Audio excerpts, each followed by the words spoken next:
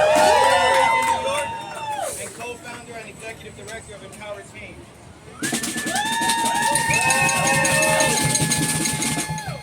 So first of all, thank you for being out here because it is hot outside. That's right. It is hot outside. So I appreciate you all for being out here. Shout out to our friends at Athena, to Lau, to all the organizers that make these things happen. To our friends at JVP, this doesn't happen just like that. There are people that organize day in and day out.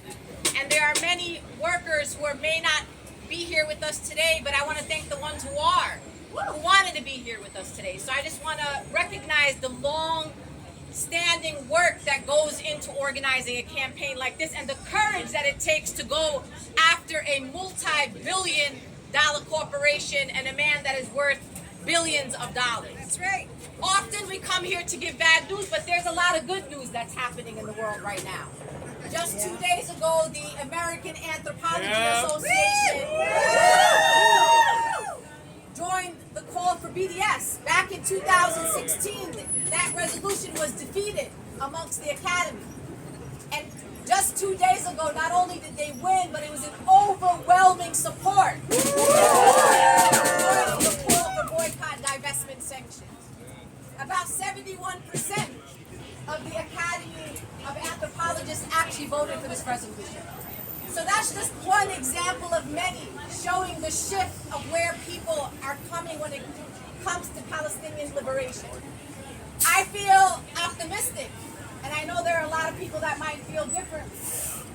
You can't have a democracy with apartheid, and we've been saying that for decades. But I guess the people of Israel just woke up and found that out too. So welcome to our world. I'm not going to lie to you, I do get a sense of satisfaction in my heart as I watch the resistance happening in Israel against the democracy. Now I know it ain't because they care about me or my family, or at least some of them don't. But I do like to see a democracy crumble from within, and it ain't got nothing to do with us.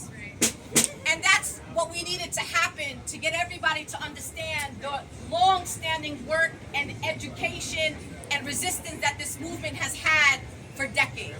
And that's because of all of you. So when you come out to these rallies, when you come to hold Amazon accountable, don't say that, oh, what has happened, what has changed. So much change is happening.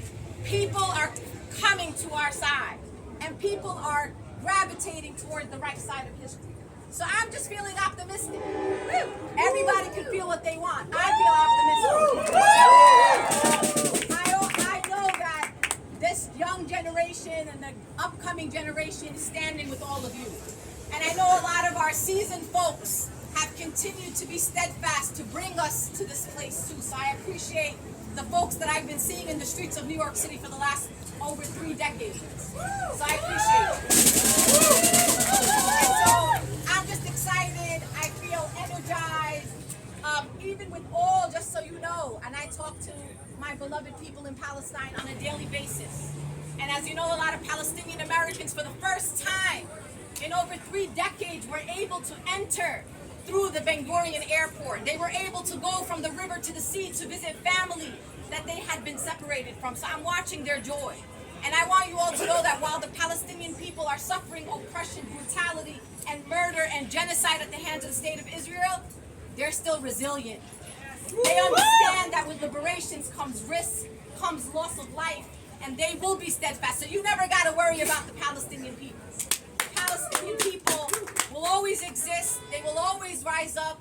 And one day, if not the adults today, but our children and grandchildren will enjoy a free and liberated Palestine that is a democracy for all people, where everyone feels respected and loved. You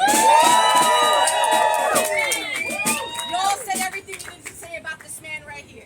There's no reason for any billionaire, including Jeff Bezos, to exist in a nation where we have people who cannot even pay their rent and feed their children. That should exist, and Jeff Bezos is one of them. But if you are going to be a billionaire, the least that you can do is treat your workers with dignity and respect. Pay your workers not only a living wage, but a wage where they can thrive. The reason why you're a billionaire is because of the work that your workers do every single day to serve the American people and to serve people all over the world. So that's the least that we can do and the least that he can do. Our job and our responsibility is to hold corporations like Google and Amazon accountable, and that is what you all have been doing, continue to do, and I will always be a soldier in the army to hold tech companies accountable for their complicity in violence against marginalized people here and abroad. Free, free Palestine! Free, free Palestine!